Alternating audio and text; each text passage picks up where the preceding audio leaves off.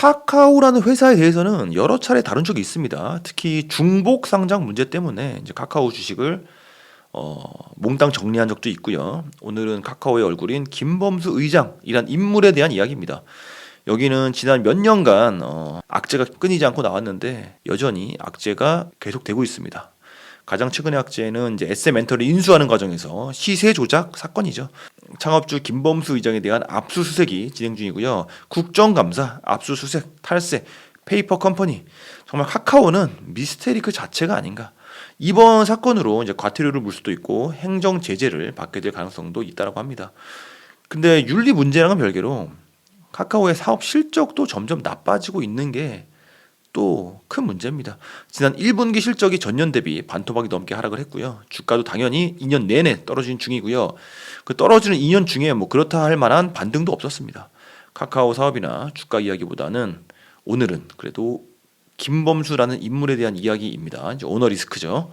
회사를 운영하는 리더의 윤리와 상식의 문제. 저는 이 문제가 카카오의 미래에 있어서 가장 큰 리스크라고 생각을 합니다. 자본주의 시장 시스템의 사각지대를 집요하게 파고들어서 이익을 극대화시키는 짓으로 온 국민을 분노하게 만든 김범수 의장 오너 리스크를 이야기해 보도록 하겠습니다. 지난 두 번의 영상이 이제 YG의 양현석 대표와 이마트의 정용진 부회장 이야기였는데 이 두 분과 김범수 의장의 공통점이 있습니다. 바로 이분들은 본인들의 캐릭터가 있습니다. 정용진님은 제이릴라라고 하는 이제 고릴라 캐릭터가 있고요. 양현석님은 크렁크라는 캐릭터가 있고요. 김범수님은 라이언이라는 캐릭터가 있습니다.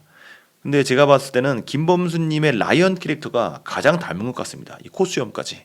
이분들의 공통점이 뭘까요? 제가 보기에는 지나친 자의식이 아닐까 싶습니다. 착각 속에 살고 있는 거죠. 본인에 대한 애착이 너무 강하다 보니까 상식 밖의 실수를 자꾸 저지릅니다. 이분들의 이제 두 번째 공통점은 이제 회사를 상장시켰고 남들로부터 투자를 받았고 그러면은 그 다음부터는 이제 본인 지분 이상의 실력을 행사하면 안 된다라는 거죠. 근데 이분들은 회사를 자기 맘대로 하고픈 대로 자의식 과잉이라고 할 수 있겠죠.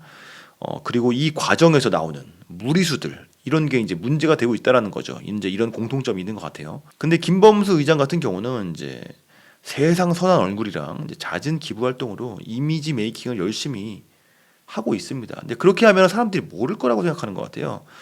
이제 카카오페이나 카카오뱅크처럼 자회사 중복 상장 문제는 이미 제가 다룬 바가 있기 때문에 오늘은 돈 욕심, 사람 욕심을 가진 김범수 의장의 탈세 뭐 이런 이야기 중심으로 가도록 하겠습니다.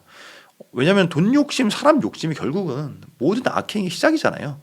그 욕심을 버리지 못하는 한 이제 김범수 의장님은 앞으로도 계속 국정감사, 압수수색의 사슬이 끝나지 않을 겁니다. 김범수 의장의 이제 재산은 무려 7조 9,200억 원으로 재계순위 4위에 랭크되어 있습니다. 한 사람이 100억만 갖고 있어도 평생 부자로 잘 살 수가 있는데 김범수 의장님은 거의 8조 원에 달한다고 하는 거죠. 회사를 이제 카피 앤 페이스트 식으로 이제 계속 회사를 찍어내거나 확장을 해가지고 돈을 빨아들이는 기술을 이제 집요하게 시도하는 게 김범수 의장의 부의 비밀이고요. 처음에는 이제 카카오톡 하나를 잘 만들어서 전 국민이 쓰게 된 후로는 이제 본업과 전혀 상관이 없는 회사들을 흡수하면서 무한 증식을 합니다. 문어발식 확장이죠. 과거에 제가 이제 야나두라는 회사에 대해서도 다룬 적이 있는데 그 회사는 실적도 전혀 안 나오는 자본 잠식이 된 회사였습니다. 그 회사를 카카오가 인수를 했고 또 이제는 상장을 시도한다라고 합니다. 카카오 그룹 전체는 이제 본인 가족이 운영하는 페이퍼 컴퍼니에서 지배를 하고 있고 또 거기서 엑시트를 하는 수법인 거죠. 중복 상장을 했다가 한두 번 해서 욕 먹고 그랬으면 이제 그만해야 되는데 뭐 앞으로도 전혀 포기할 생각이 없는 것 같습니다. 포기할 생각이 있었다면은 SM 인수전에도 참여를 그렇게 열심히 안 했겠죠. 그래서 이분은 반드시 견제가 필요한 사람이다. 김범수 의장은 어렸을 때 아버지의 사업이 부도가 나면서 집안 형편이 굉장히 어려웠다라고 합니다. 그럼에도 불구하고 워낙 천재시다 보니까 서울대 산업공학과에 입학을 했고 그 유명한 서울대 8586학번 이제 기적의 세대의 일원이라고 할 수 있고요. 그냥 놀면서 4년 만에 학부를 졸업했고 그 뒤로도 이제 2년 더 해가지고 서울대 대학원까지 졸업을 했다라고 합니다. 그냥 놀면서 4년 만에 졸업을 했다라는 표현을 제가 굳이 쓴 이유는 그때 놀면서 했던 게 당구, 고스톱, 포커, 바둑인데 훗날 한 게임이라는 사업으로 연결이 되어가지고 이제 고스톱이나 이제 포커 같은 게임을 만들어서 크게 성공하기도 했고, 또 반대국부로는 이제 미국 원정 도박이 문제가 된 적도 있는데 사행성 게임을 즐기는 취향이 학생 때부터 있었다는 것이고 나중에 사업과 사건으로 또 연결이 되었다. 재밌는 부분이라는 거죠. 한 게임의 성공이 어떻게 보면은 엄청난 부를 일구기 시작한 시작점이라고 할 수 있고, 한 게임 전에는 이제 한양대학교 앞에 PC방 사업을 했는데 그때도 어마어마하게 성공을 했다고 합니다. PC방이 뭐 전국 최대 규모의 체인이었고 덕분에 이제 사업 자금을 마련할 수 있었고 이제 한 게임으로 이어진 거겠죠. 그러면 PC방 전에는 뭘 했냐? PC방 전에는 이제 삼성 SDS에 다녔다라고 합니다. 여기서도 천재성을 볼 수가 있는데 컴퓨터 언어를 담당하는 엔지니어였고 입사하자마자 양식 편집기 폼 에디터를 개발했고 1993년에는 호암미술관에 소장품 화상 관리 시스템을 개발했고 1996년에는 PC통신 유니텔을 개발했고 그 외에도 유니텔 에뮬레이터 유니원 2.0, 유니원 98의 설계와 개발을 맡았다라고 합니다. 삼성 SDS를 다니면서 평생 가는 동지들을 얻었다라고 하는데 가령 문태식 현 카카오 VX 대표와 네이버 합병의 역할을 했던 김정호 전 NHN 글로벌 게임 사업 총괄 뭐 이런 분들이 대표적인 학연이라고 합니다. 어쨌든 보통 사람은 아닌 거죠.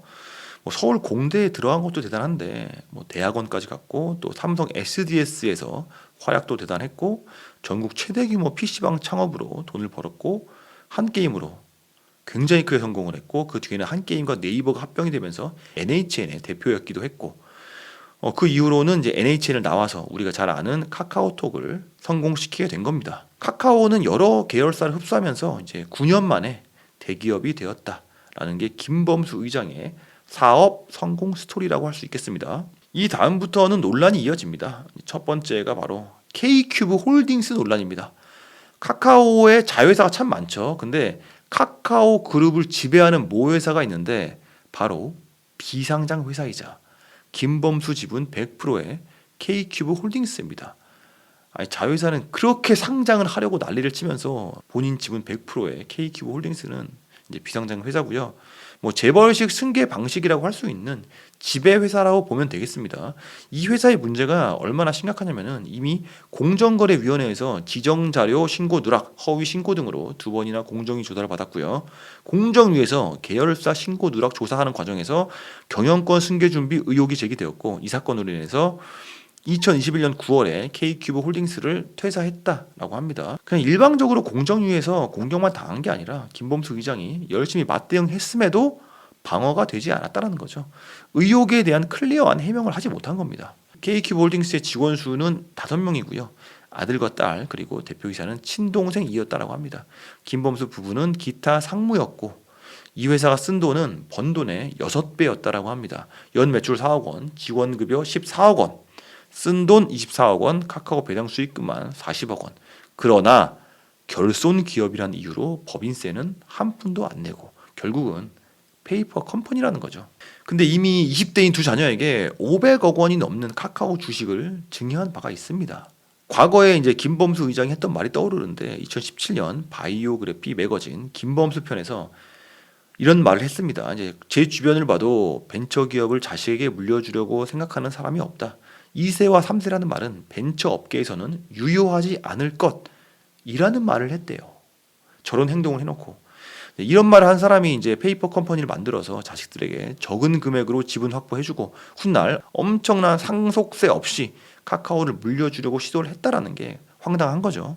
성공이란 조금이라도 더 나은 세상을 만들어 놓고 떠나는 것이라는 말을 자주 인용한다고 합니다. 선한 영향력 같은 거죠. 어쨌든 믿을 수 없는 사람임은 확실하죠. 삼성이나 현대 같은 기업은 오너 지분이 많지 않기 때문에 순환 출자나 일감 몰아주기 그런 걸로 이제 승계 작업을 하죠. 근데 김범수 의장 같은 경우는 워낙 카카오의 지분 보유량이 절대적이기 때문에 순환 출자 같은 기술을 쓸 필요도 없이 그냥 페이퍼 컴퍼니 하나로 승계가 가능하다라는 겁니다. 그러다 보니까 K큐브 홀딩스나 재단에다가 이제 재산 기부를 한다라고 하면은 의심부터 되는 건데 이미 이제 브라이언 임팩트라는 재단을 만들었고요. 이제 기부를 하는 그런 창구죠. 김범수 의장이 재산의 절반을 기부한다라고 공언을 이미 했기 때문에 앞으로 기부 얘기가 나오면은 이제 브라이언 임팩트 재단을 면밀히 모니터링 해봐야 됩니다. 돈이 그쪽으로 가서 어떻게 기부에 쓰이는지를 철저하게 확인해야겠죠. 우리가 이제 계속 지켜보고 견제하고 의심하는 것을 멈추지 않음으로써 김범수님께서 더 나은 세상을 만들어 놓고 떠나는데 도움이 될 수가 있습니다. 일례로 이제 김범수 의장의 후배이자 카카오페이의 대표였던 류영준님께서 모든 사람들이 평등하게 투자할 수 있도록 개인 투자자들을 위해서 힘든 결정을 했다라고 말씀을 하셨고, 그 이후에 카카오페이가 상장하자마자 본인은 먹고 튀면서 카카오페이의 주가 폭락의 주범이 된 적이 있죠. 아무튼 언행 불일치라는 측면에서 두 분이 참 비슷합니다. 어쨌든 이제 계속 논란이 이어지고 또 금산 분리 의혹까지 이런 논란이 부담스러웠는지 결국 K큐브 홀딩스는 청산하기로 했다라고 합니다. 다음 소개드릴 이야기는 이제 카카오 직원이 블라인드에서 내부 고발을 한 굉장히 유명한 레전드 사연인데, 이 내용은 이제 김범수님과 측근들이 어떻게 카카오를 망가뜨렸는지에 대한 내용이 있어서 소개를 드립니다. 시작은 이제 카카오는 이제 브라이언 즉 김범수 의장의 진골선골로 나뉜다고 하고요. 지금 카카오에 공시된 100개가 넘는 회사가 전부 다 김범수가 친한 사람들의 회사를 쇼핑한 내용이라고 합니다. 뭐 마일스톤이나 전략 같은 건 전혀 필요 없이 그냥 카카오 브랜드 붙여주고 브랜드 로열티를 이용한 매출 대비 수수료를 빨아먹는 식이라고 합니다. 되는 회사는 또 엑시트 시켜가지고 돈을 빨아들이는 거고요. 브라이언이 꼽아넣은 진골들이 회사 문화를 망쳐놓는다고 합니다. 카카오뱅크 상장 전날 임원 회의실에서 와인 파티를 하다가 방역 수칙 위반으로, 코로나 방역 수칙이죠. 이제 코로나 방역 수칙 위반으로 과태료를 먹은 적도 있고요. 아무튼 자기들끼리 파티를 엄청 한다라고 합니다. K큐브 이야기도 나오죠. 이제 K큐브 홀딩스라고 카카오를 지배하는 모회사이고 거기 임원들은 죄다 김범수 가족들이고 사무실 주소는 이지 빌딩인데 그들이 출근하는 걸 본 사람은 없다라고 합니다. 그러나 급여는 굉장히 빵빵하고요. 브라이언이 자녀에게 증여한 주식이 전사 전 직원들에게 나누어준 자사주 총합보다 더 많다. 브라이언 임팩트 이야기도 나옵니다. 사실상 왼쪽 주머니의 돈을 오른쪽으로 옮기는 용도라고 말이 많다라고 하고요. 명목상은 이제 기부를 위해서 만들어진 재단이죠. 또 브라이언이 후달리는지 TF장으로 동부지검 부장검사를 영입해 왔다라고 합니다. 참 생각하는 게 뻔하죠. 그래서 결국 요약을 하면은 김범수와 그 패밀리들은 벼락부자가 되었고 회사 쇼핑이 취미이자 전략이 되어서 공정거래위원회에서 탈탈 털어졌고, 그래서 직원들이 은근히 통쾌해하는 중이라고 합니다. 이렇게 이제 카카오 내부 고발 레전드 썰을 끝으로 오늘의 방송을 마치도록 하겠습니다. 오늘도 도움이 되셨다면 구독과 좋아요 부탁드리겠습니다. 감사합니다.